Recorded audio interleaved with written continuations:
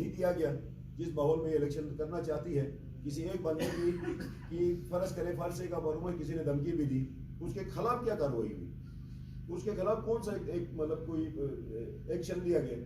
اور میں یہ کہتا ہوں کہ میں حلقہ نمبر 1 چونکہ گلگت بلتستان کا ہیڈ کوارٹر ہے, ابھی پھر کہتا ہوں گلگت بلتستان کا ہیڈ کوارٹر ہے حلقہ نمبر 1. اگر ریاست کو امن چاہیے, اگر تمام اداروں کو امن چاہیے, اگر حکومت کو امن چاہیے اس خطے میں, تو حلقہ نمبر 1 کو فرقہ واریت سے بچایا جائے.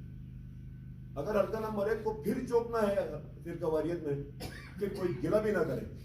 اس ماحول میں بھی ہم الیکشن لڑیں گے, ہماری مجبوری ہوگی, لیکن اس کی تمام تر ذمہ داری ان لوگوں کی ہوگی. چیف الیکشن کمشنر صاحب نے اس کے اندر لکھا تھا کوئی الیکشن سے پہلے کوئی کمیٹی نہیں بنے گی, کسی قسم کی کوئی سیکٹیرین بیسڈ ایکٹیویٹی نہیں ہوگی.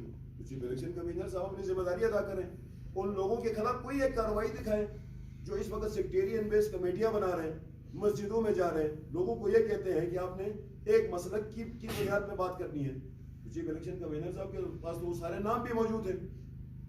کسی قسم کی کوئی کارروائی اس طرح کی نہیں ہے. ان سارے حالات کے باوجود, ان سارے مشکلات کے باوجود, ابھی میں کہتا ہوں 15 نومبر کو پھر پاکستان پیپلز پارٹی جیتے گی انشاءاللہ. عوام کی طاقت ہمارے ساتھ ہے, عوام کے جذبات ہمارے ساتھ ہے, عوام کا جنون ہمارے ساتھ ہے.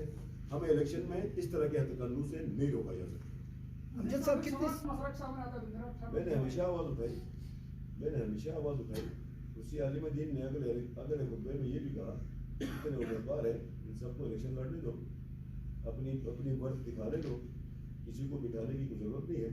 اب شاید اس کو بھی بھول چکے ہیں, اس کو بھی یاد کریں. تو ہم تمام علماء کرام تمام سے مسالک کے علماء کرام کا ہم احترام کرتے ہیں. ہم تمام علماء کرام کے پاس جاتے ہیں, ہم اپنا موقف پیش کرتے ہیں. کوئی عالم دین یہ نہیں کہہ سکتا ہے کہ پیپلز پارٹی کا اس کے ساتھ کوئی جھگڑا ہے, پیپلز پارٹی کے ساتھ اس کا کوئی اختلاف ہے. میں نے علماء کرام کی بات نہیں کی. علماء کرام آج بھی ہمارے لیے محترم ہے. وہ یہ سمجھتے ہیں کہ اس خطے کے امن کے لیے ان لوگوں نے کیا کرنا ہے, اس کے اوپر تو ان کا فرم اوپینین ہے. ابھی تک ان کی طرف سے کوئی خطبہ کی طرف سے کوئی اس طرح کی بات آئی نہیں. اس کے علاوہ اب بین آؤٹ فٹس کے اوپر آپ کا کوئی ریلیشن شپ ہے تو میں کیا کر سکتا ہوں. میں نے اب بین آؤٹ فٹس کی بات کی.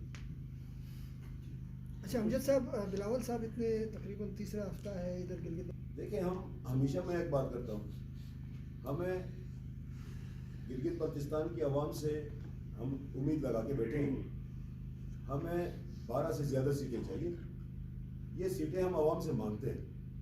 ہم گلگت بلتستان کی قوم سے مانگتے ہیں, گلگت بلتستان کی عوام سے مانگتے ہیں کہ ہمیں 12 سے زیادہ سیٹیں دے دیں, ہمیں کسی کولیشن کا حصہ نہ رکھیں, تاکہ ہم آپ کے لیے وہ سارے قوانین بنا سکیں, وہ ساری چیزیں کر سکیں جو آپ کا حق ہے, جو آپ کے بنیادی حقوق ہیں, جن کے اوپر 70 سالوں سے کام نہیں ہوا.